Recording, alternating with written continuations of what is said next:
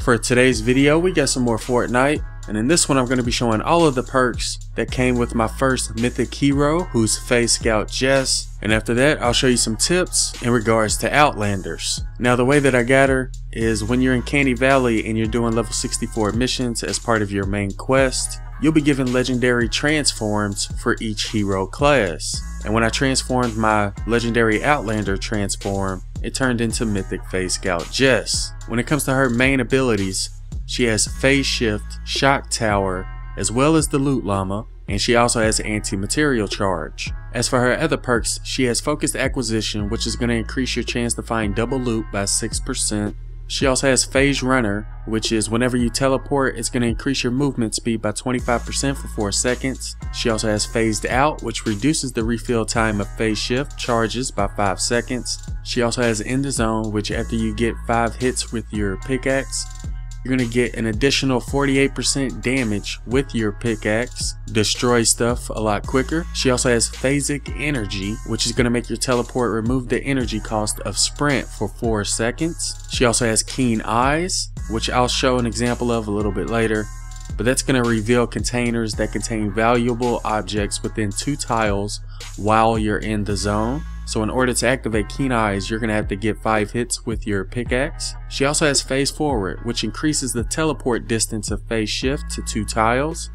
That's going to help you get around the map a lot quicker. She also has Phased and Confused, which gives you an additional teleport. And she also has Deep in the Zone, which is going to increase damage resistance by 14% and pickaxe damage by an additional 24% while you're in the zone. And at the very bottom it says uses Phase Shift and In the Zone to explore areas at an incredible pace. So with that being said, most of her perks center around the Phase Shift or the teleport. She's probably one of the fastest, if not the fastest hero in the game. Really useful when it comes to missions whose objectives require you to run around the map, like repair the shelter for example. She's probably the best hero when it comes to finding the modules. As for her squad bonuses, in her support slot she has Fleet, which is going to increase movement speed by 12%, and in her tactical slot she has Sneaky, which is going to make Shadow Stance increase movement speed by 20% for 5 seconds, and that's going to require a ninja primary hero. I've used that Sneaky with Sarah Hotep, and I loved it, and I also believe that it would be a good perk to use with Dim Mak Mari as well. Also, before we get into the tips, I do want to quickly compare Phase Scout Jess with the Pathfinder Outlander. They both have Focus Acquisition, they both have Loot Llamas and In the Zone. The Pathfinder has Teddy, while Phase Scout has Shock Tower. The Pathfinder also increases run speed while in the zone. They both have Keen Eyes, so nothing new there. The Pathfinder also has Loot Find, which Phase Scout does not. So that's one reason why I think the Pathfinder might be better when it comes to getting more loot. The Pathfinder also has Work, which increases harvesting weapon damage by 24%. But there is a way you can get Phase Scout to get the Work perk as well, by putting a Pathfinder in your support slot. Pathfinder also has Keener Eyes, which increases the range of Keen Eyes by 1 tile. And again, that's going to help you find loot a little bit better. They both have Deep in the Zone, but the Pathfinder also has Diamond Llama, which is going to increase the yield of building materials and crafting ingredients within the Loot Llama by 50%. It also drops crystals and doubles the amount of ore dropped when the Loot Llama is completely destroyed. So the Pathfinder will help you get more loot and materials, but Phase Scout Jess is going to help you get there first. Alright, so normally I show gameplay when I show off my heroes, but since we're doing an Outlander that doesn't have any perks to help her in regards to getting kills, instead what I'm going to do is just show some Outlander tips. Now if you main an Outlander, I'm not sure if any of these tips are going to help you, but if you've never tried the Outlander or if you've rarely played it, then hopefully these tips will help you out. Alright, now as for the first tip, I wanted to point out that you can jump from any height and not take any fall damage. And in order to not take any fall damage, you're going to have to use your teleport right before you hit the ground. I believe the cooldown for Phase Scout Jess's Phase Shift charges are 10 seconds each. And remember, she has a total of 3 of them. So when she uses her first one, she's going to have to wait 10 seconds before she can use her first one again. But she should still have her second and third charge available. And the cooldown for those 2 are 10 seconds as well. You can also solo the llama fragments by yourself playing as Phase Scout Jess. In order to completely destroy the llama by yourself, I'd recommend that you put a Pathfinder in your support slot because that's going to give you the work perk and allow your pickaxe to do more damage. I'd also recommend that you use your pickaxe 5 times before deploying your llama fragment. That way you'll be in the zone and your pickaxe will do more damage. And speaking of pickaxe damage, I'm going to go ahead and show you how much damage you'll do with and without the in the zone perk active. Alright, so as you can see here, when we use our pickaxe the first time without hitting the crit hit circle, it was 174 damage. Now when we do hit the crit hit circle without being in the zone, we do 347 damage. Now when we are in the zone and we don't hit the crit circle, we do 241 damage. And when we hit the weak spot while we're in the zone, we do a total of 482 damage. So when you're not in the zone and you hit the weak spot, you do 347.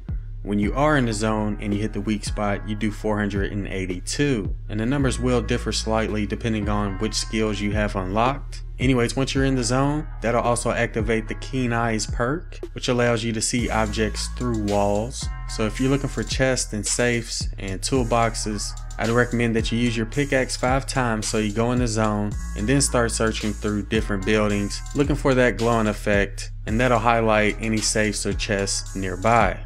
Also, don't forget to use your anti-material charge, which is your punch. I mainly use it to destroy objects to get materials. You can also use it to destroy multiple objects, and although I wouldn't necessarily recommend it, you can also use it to kill and damage enemies. But there are a couple of situations where it's feasible, like say if you need to reload and the enemy's almost dead, then that would be a good situation where you want to use your anti-material charge on the husk. But yeah, if you're farming for metal, stone, or wood, you definitely want to use your anti-material charge whenever it's available. Another thing I would recommend doing if you plan on playing as an Outlander is to drop materials at the objective before you go farming. Obviously, it's a lot easier for Outlanders to get resources, and usually what I'll do if we have a constructor that's at or above my power level, I'll drop between 200 and 300 materials, usually metal and stone.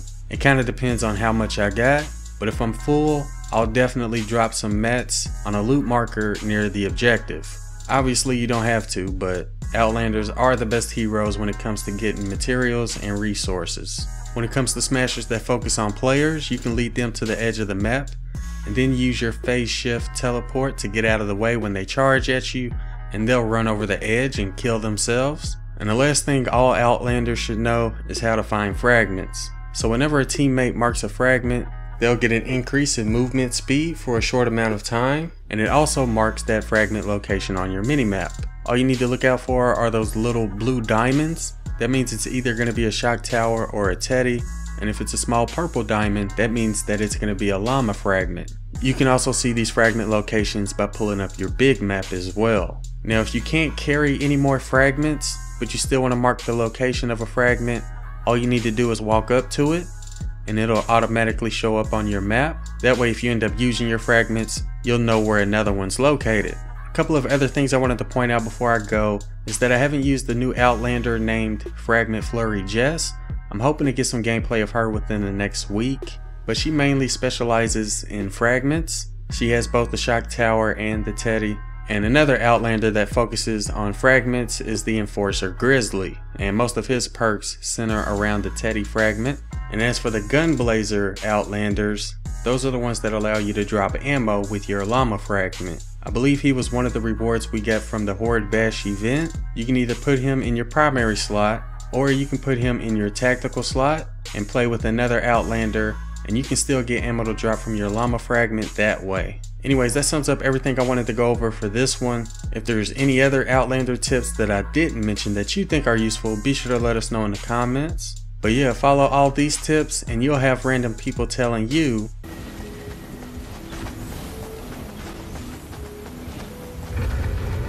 Anyways, I hope y'all found the video useful, and thanks for watching.